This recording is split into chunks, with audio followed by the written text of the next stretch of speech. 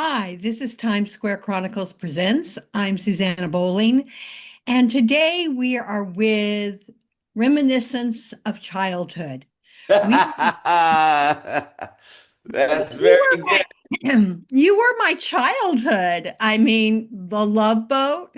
We're with Ted Lang, in case you haven't figured this out. Ted, Jill Whelan, Fred Grundy, and you. How often has this happened? Well, we've been doing it actually. We've been doing some plays together for a while now.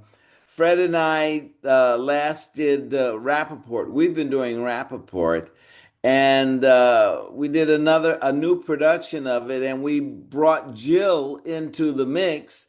She played Fred's daughter. She was absolutely wonderful. So when I was putting this show, Lady Patriot, that I'm doing now here in New York together, we said, well, let's bring Jill back into the mix. And that's what we're doing. Both of my friends are wonderful actors, and they're only known basically as comedians, but they are wonderful dramatic actors. And this play has comedy as well as drama. So I was so happy to let them show their wares as artists. So, yeah, we've been having a great time.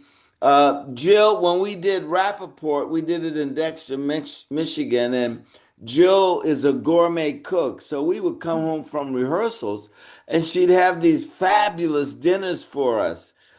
So when I did it again here in New York, I made sure Jill stayed with me and some of the other cast members, and we got Fred somewhere out in the boondocks.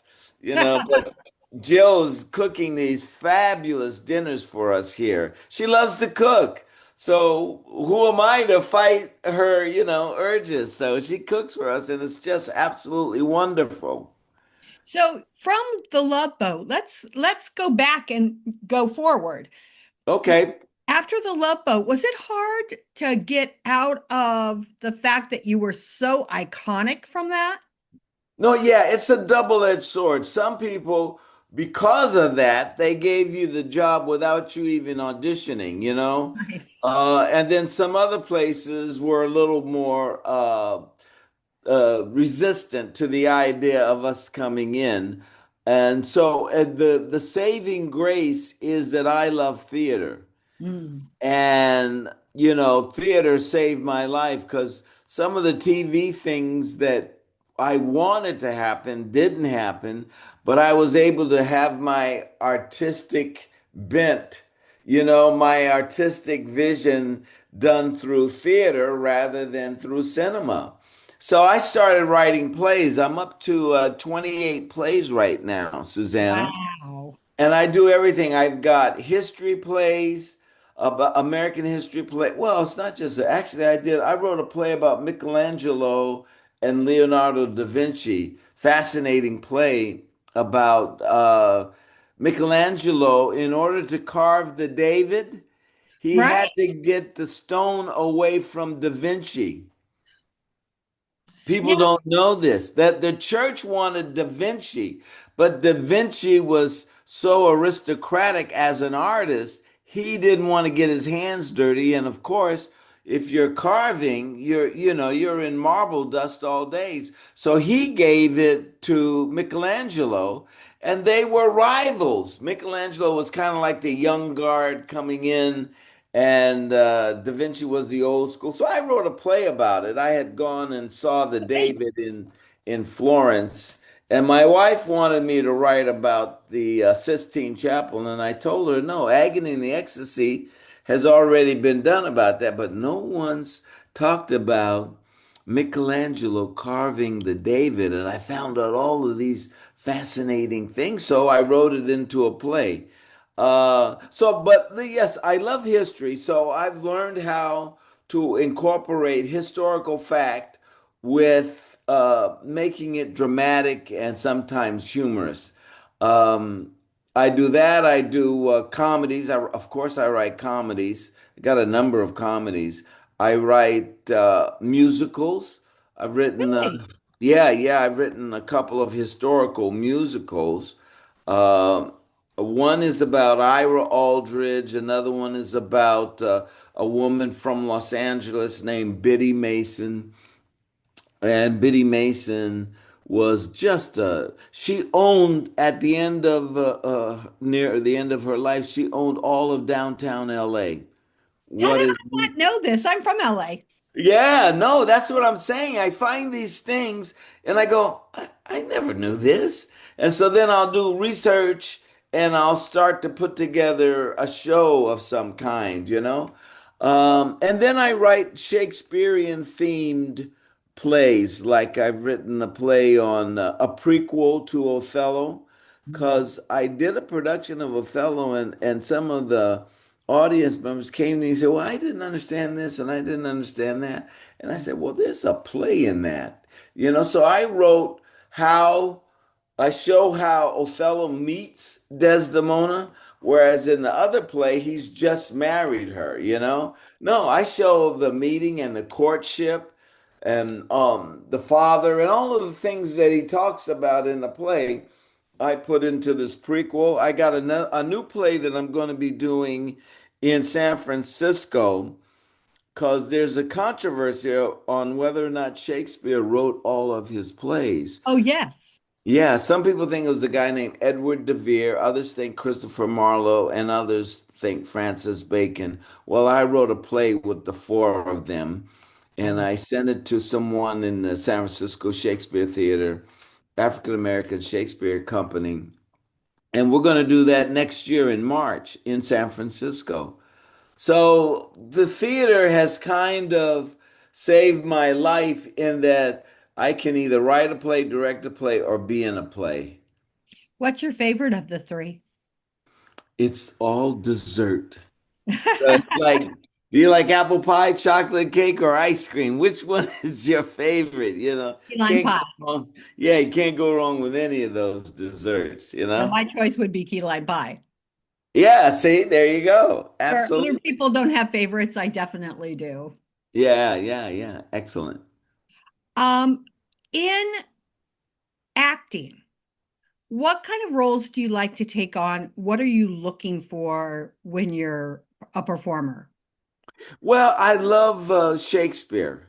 I went to the Royal Academy of Dramatic Arts in London. That's how I came to do Othello. Is my teacher the first semester that I was there? We did Othello, and we did a deep dive into Othello, and I really fell in love. See, the interesting thing about Shakespeare is because it's written in iambic pentameter there is an art to saying the dialogue in such a way that you bring the audience in, and at the same time, you have the structure of the language to fall back on to layer a scene. And I really like that. You can always discover because it's poetry.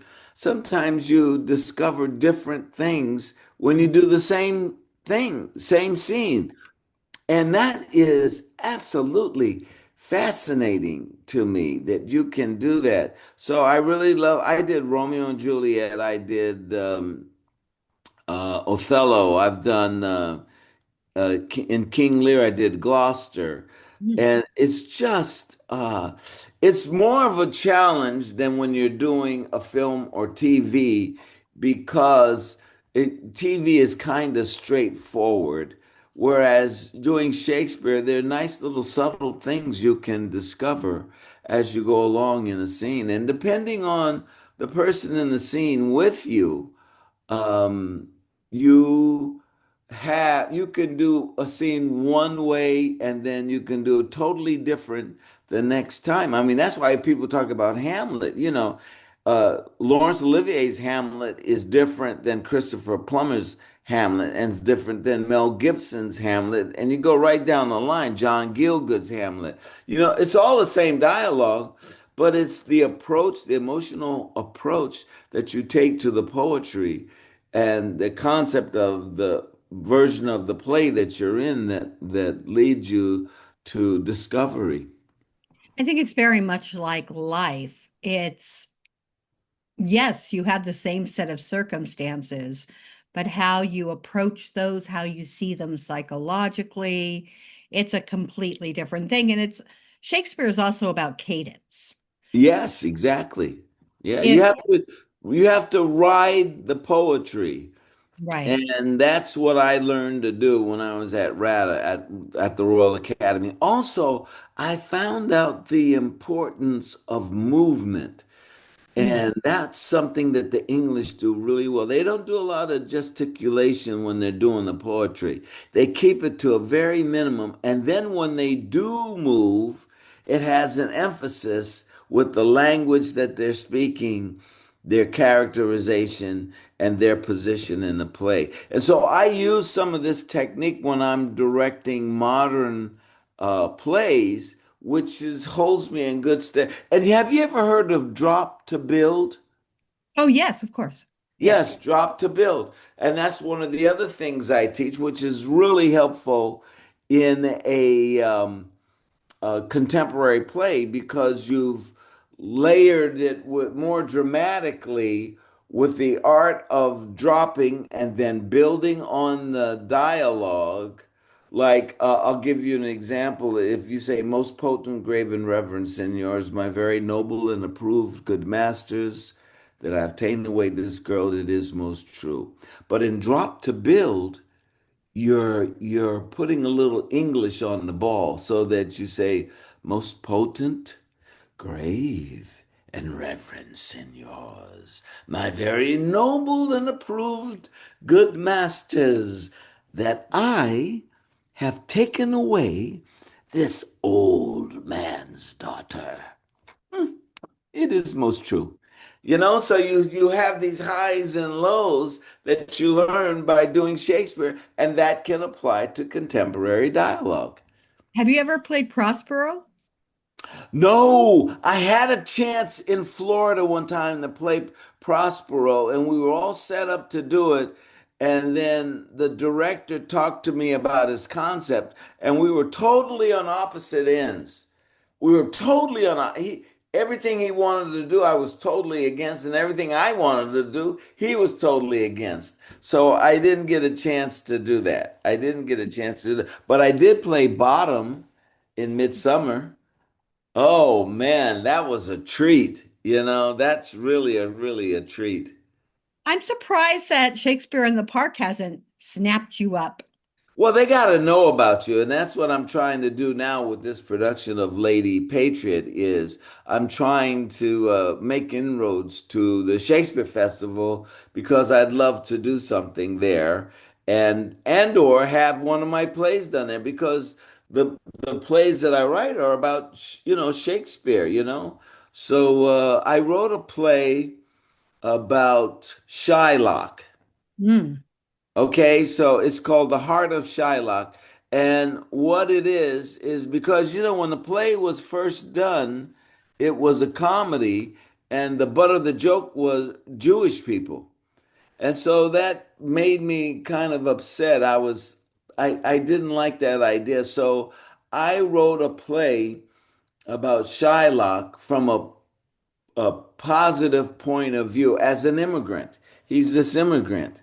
And, when I went to rabbis, because I wanted to, I didn't want to offend Jewish people, but by the same token, I wanted to understand where they were coming from, particularly in Venice in the 1500s.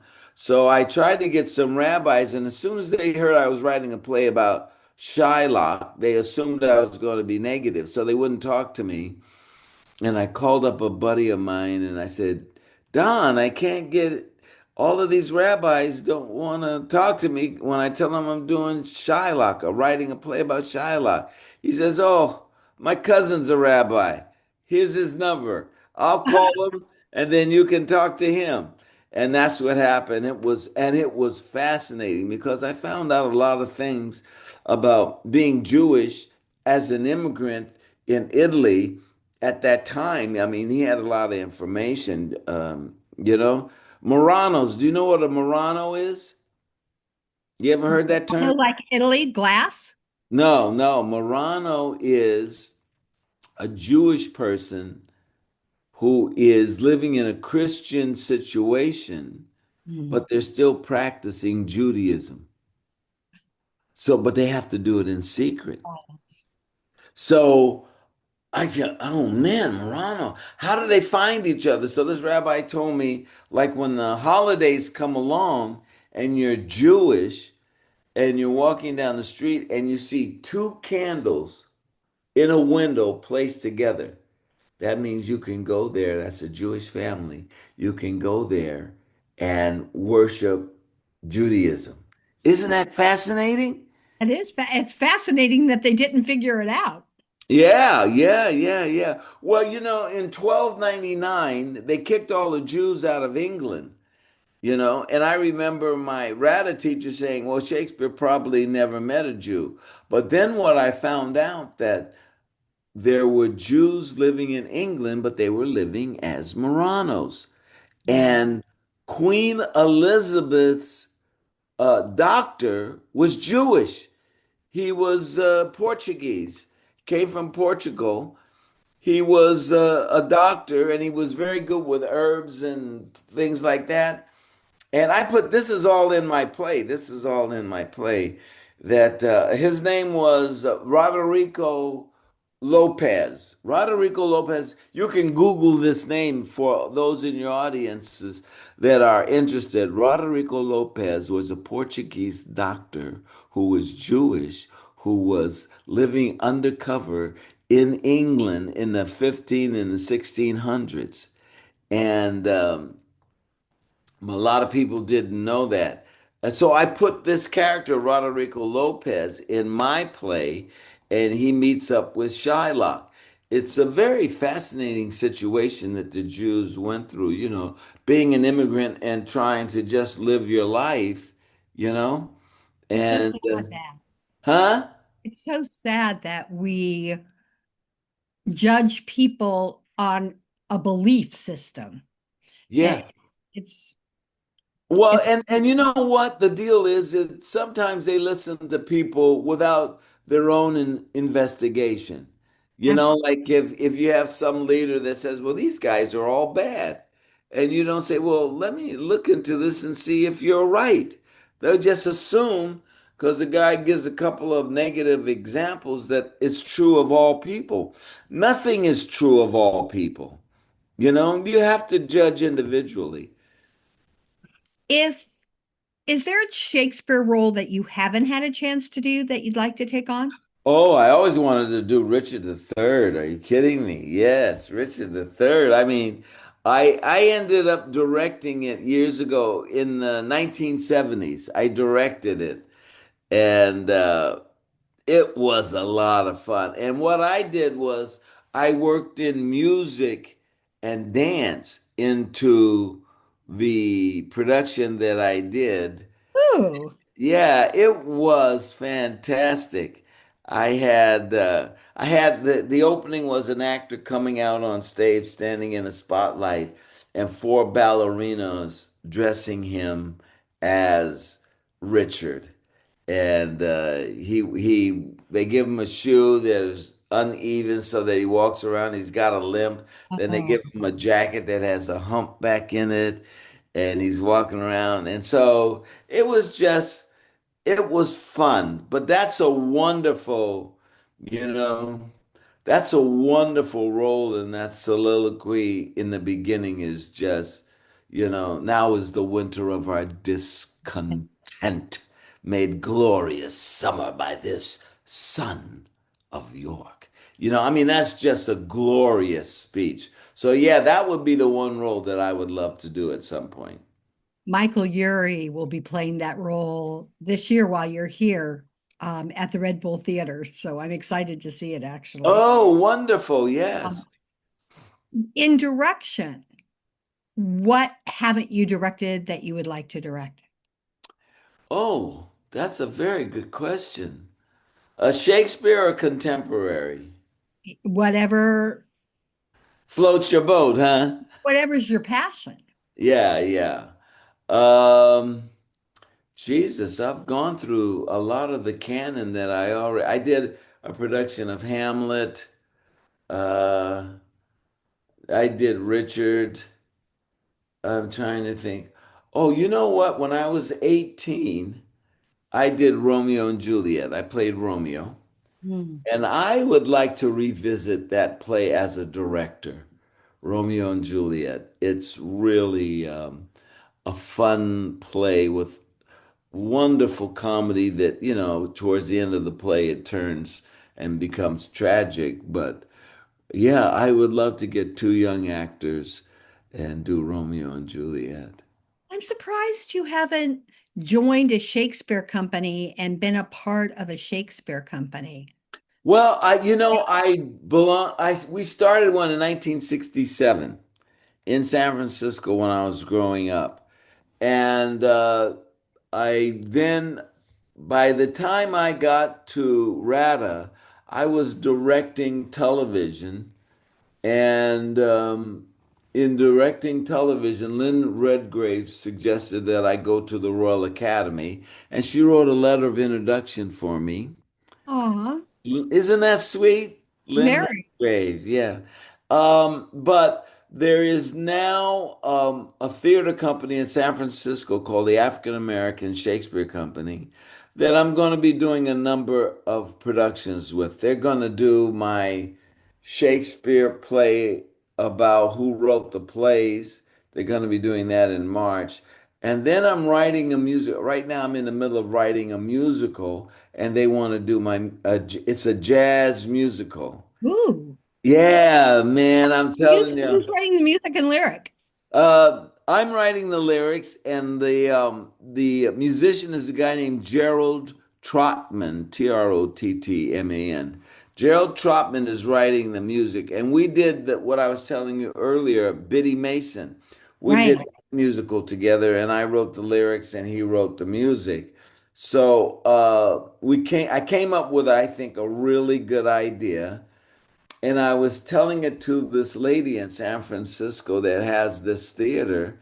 And she said, well, that sounds like something we would want to do. So in October, when this is down, I'm flying to San Francisco and I'm going to have a meeting with some of the people in the jazz community in San Francisco. And we're going to see about putting together a production of this jazz musical. Wow. I'm a big musical fan. Oh, me too. I love musicals. Have I you? can re No, Go go ahead. ahead. I was just gonna say I can remember when I was in high school and I belonged to the Columbia Record Club. I don't know if you Oh, remember. yeah, I do. And I got a copy of West Side Story and I danced all over the living room floor. And no one was home. It was just me and the music. And I danced all over the house, with the opening overture. Yeah. Oh man. So yeah, I love musicals. When I first got to New York, my boyfriend and I, we would wait till like 1 or 2 in the morning, which back then the streets cleared out, and we Yes. danced down Broadway. We would dance down Schubert Alley, and we were always doing the opening from West Side Story. Sure, yeah. Yeah, excellent. You can't do that now. 1 o'clock in the morning, the No, place it's is packed. packed. But Yeah, back it's like, then, there was no people on the street. yeah, yeah. And I was a night owl, and so was he. So it was perfect. Excellent, excellent. Um, have you worked with any of your other Love Boat co-stars in shows?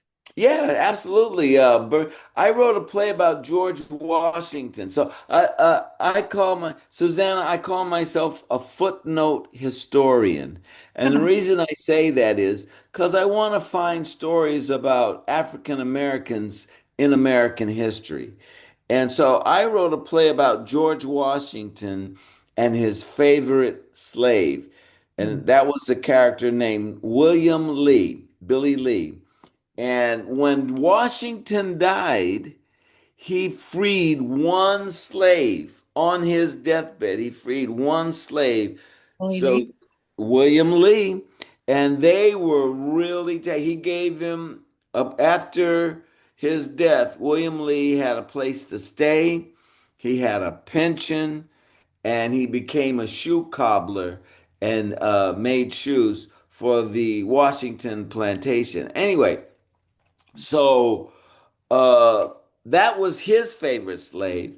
And Martha Washington's favorite slave was a woman named Oni Judge. And Oni Judge escaped. And when she escaped, she went to New Hampshire. And in New Hampshire, she got a little house and she met a black sailor and they got married and had kids. But Washington was always trying to get Oni Judge back for Martha. He was trying to get her back to Virginia. And at one point, he calls a guy named Whipple, Mr. Whipple, to to find this slave girl. And Whipple does, and he talks to her about going back, and she explains that she's not going to be a slave anymore. She's going to stay in New Hampshire and be free. Well, Bernie Coppell played Mr. Whipple in my production. And we went to a theater festival in Winston-Salem, North Carolina, and he took all of the reviews. Everybody loved Bernie because Bernie's a wonderful actor. Bernie's a wonderful actor. And I said, "Oh, you come in here and you just steal all the reviews from everybody else." And he told me, he said, "Kid, when you got it, you got it, you know." So yeah, I've worked with Fred, Jill, and Bernie. And Gavin always supported us. Gavin always came to the plays, saw the plays, and supported us. He was a big supporter of our work. I think you should do a play with all of them because every little kid who ever watched The Love Boat would be like, Yeah. Well, come even see now. Lady. I Come did. see. Yeah, come see Lady Patriot, and you'll see Fred and Jill doing a wonderful job. It was wonderful. Yeah, yeah, they're just fantastic. So yeah. How long does Lady Patriot play? It runs till September 20th, and then I'm out of here. I go back to California, but we've been getting standing ovations. The audience loves the show, and it's a Civil War story, and it's a lot of stuff that you won't hear about or you don't know or it's hidden. And I was able to uncover it and put it in the story that I told about Mary Bowser and Elizabeth Van Lew and Verena Davis. So please come down if you have any interest in history. I promise you it'll be entertaining and at the same point it will be informative. Has there been anything that we haven't asked you that you would love our audiences to know? Well, the only other thing I would say is if you're interested in reading my plays, you can go on Amazon, type in my name, and you'll see I got about a dozen, maybe a little less, like 10 plays that some are comedies and some are histories. If you want to get a sample of my writing and my style, you can order, just put Ted Lange in, and then you can order some plays and read them, and they're fun. It's a fun read. So wait, your last name is Langen? Lange. You know what phalanges are? Yes, I do. Fingers. Fingers. That's bones in the fingers. Phalanges. So the Lange is helps to say my name. Phalanges.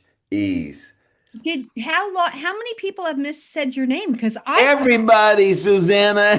well, including me Everybody. when I introduced you. It's okay. It's all right. No, I feel bad, but I have to admit, when it comes to names of people, I have Uh-huh. never been good at it. Um, Yeah. I I read and spell and do everything phonetically, Yeah. and Yeah. so I it's phonetics for me. Yeah. Yeah. So Yeah. No, it's Lange, understandable. I'm not mad. It's cool because everybody does it. I don't know if you remember Jim Lang on the dating game. Were I do. you? Uh-huh. Yeah. So he said, you're pronouncing your name wrong because Really? he was Jim Lang, spelled exactly the same as That, mine. that's forever, that's what I thought your name was. Yeah, yeah. And so I said to him, no, you're pronouncing your name wrong. So, and then I got to work with Hope Lang. Do you remember Hope Lang? Yes, the She, ghost of Mrs. Muir. yeah, she spelled her name Lange, and she was Right. Hope Lang. See, this So is why yeah, I thought your name was Ted Lang, so I am yeah. so sorry. No, But I'm no, no. It's quite all right. That's a German derivative, and the reason we say Lange, Susanna, is because my father grew up in Louisiana, and that was the French influence oh. on the pronunciation of the name. No, I'm glad we got into this because now people know. Yeah.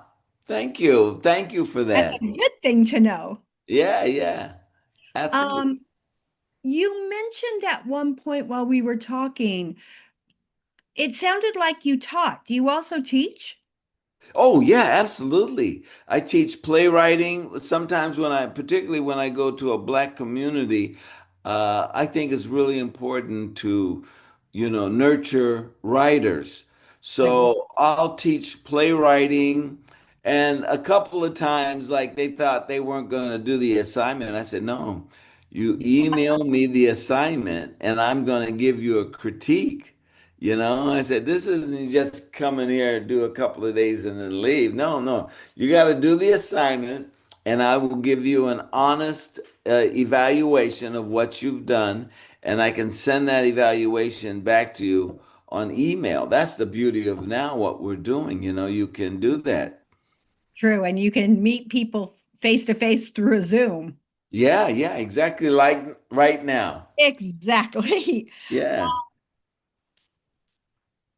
I'm so glad that you're teaching playwrights because I think sadly, and I would have never thought this because do you remember the Fireside Theater Club? Oh, absolutely. I used to listen to it. Right. And I used to get all the books.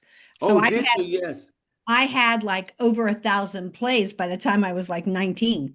Yes. Um, I think that I always thought playwrights should be honored. And it seems for some reason that they are not. Well, you see, About the thing about being a playwright is you got to be ahead of the curve. And sometimes when you're ahead of the curve, there are people that are on the bubble, they don't want to hear what that has to say. And that's absolutely.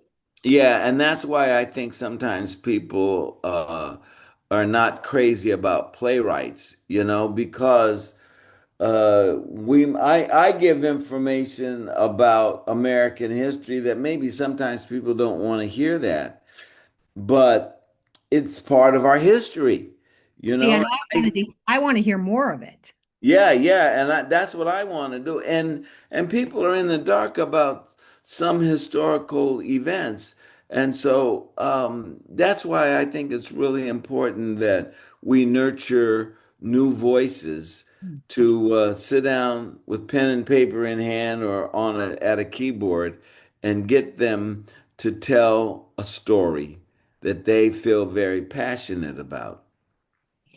In teaching playwriting, do you go into arcs? Yeah. Oh, yeah, yeah. No, because that's one of the things that seems to be missing these days from plays. Yeah. Um, I nurture young playwrights and I read their Oh, work. do you? I do. Oh, And that's wonderful. that the one thing I'm always saying is you need to have a storyboard. You need to know where each character from A to Z is going. And then it needs to all go together in an arc. And they're like, what's that? I'm like, Yeah. oh, who taught you? Yeah, yeah, yeah. Well, and the thing is, you don't want the character to end in the same place they started out. You don't Absolutely. want that. And so teaching them the art of an arc is showing them that the guy that walked in with a gin bottle in his pocket at the end of the play, hopefully he's in AA, or he's thrown the bottle away, or. You know why he had the bottle in his pocket? Because Exactly. that's the biggest point of why did he do it? Ted, I could talk to you for a long time, actually. Yes, Um, Susanna, this thank you was for delightful. Thank you. being with us. I really appreciate this. No problem. And Thank you. everybody, my audience, please go to Theater Row, see Lady Patriot. It's playing until September 20th. And we have been with Ted Langes. Yes, thank you. Yes, excellent, excellent. Yay!